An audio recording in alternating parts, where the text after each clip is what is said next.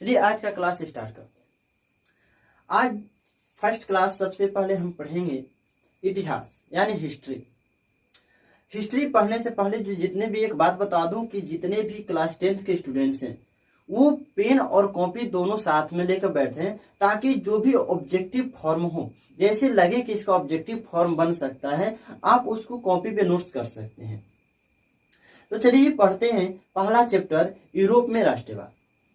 Europe में राष्ट्रवाद पढ़ने से पहले हम ये समझते हैं कुछ ऐसे जो टर्म है उसको जानना जरूरी होता है। जैसे यूरोप में राष्ट्रवाद पढ़ने से पहले हम समझते हैं कि आखिरकार ये राष्ट्रवाद होता क्या है। राष्ट्रवाद क्या है, राष्ट्रवाद कहते किसे हैं?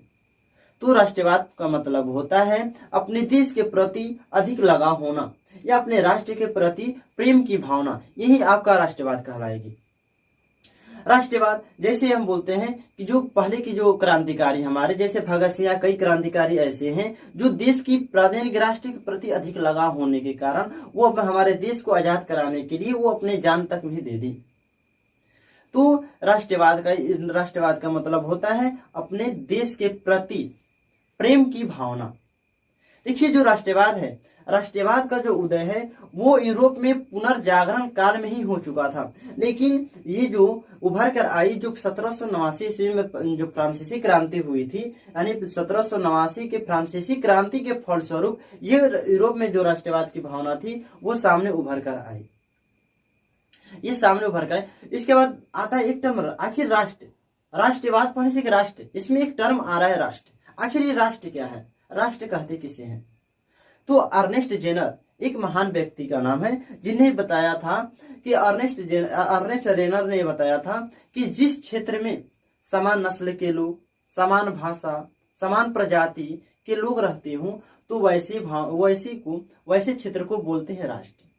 कि चलिए बताइए, आपसे क्वेश्चंस करते हैं, क्या भारत एक राष्ट्र है कि नहीं? भारत एक राष्ट्र है कि नहीं? क्यों? क्योंकि भारत में, बताइए, क्या भारत में समान नस्ल के लोग रहते हैं? क्या भारत में समान भाषा का प्रयोग किया जाता है? क्या भारत में समान जाति के लोग रहते हैं? नहीं।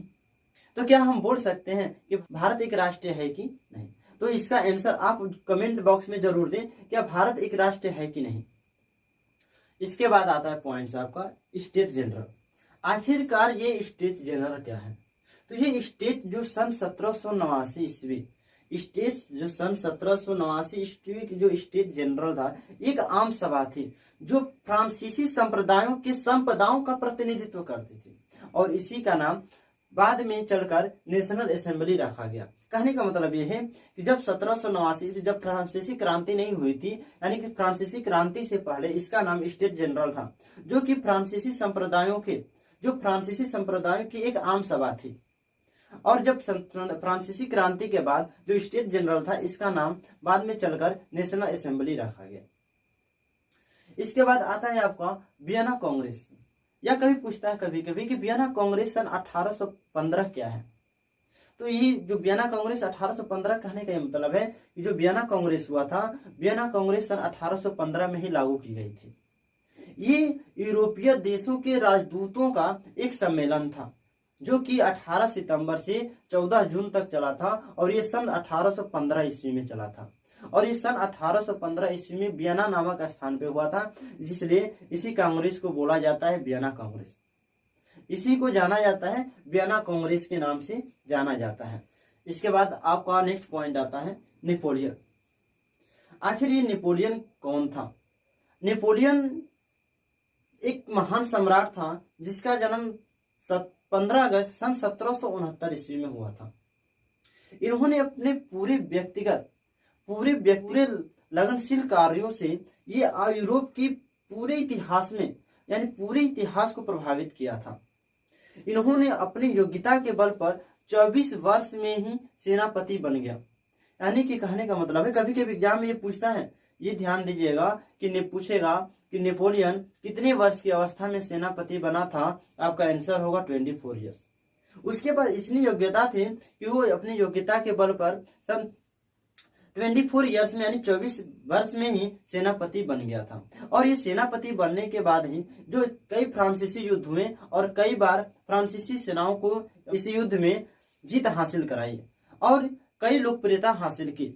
जिसके कारण वो क्या किया कि वो यूरोप का शासक बन गया।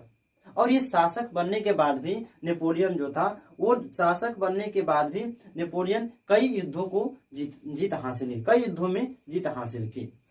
शासक बनने के बाद इटली और जर्मनी के राज्य को भौगोलिक परिधि से बाहर निकालकर, यानी कि उसको वास्तविक रूपरेखा प्रदान किया, जिससे कि जर्मनी और इटली के इटली का जो एकीकरण था उसका मार्ग प्रशस्त किया।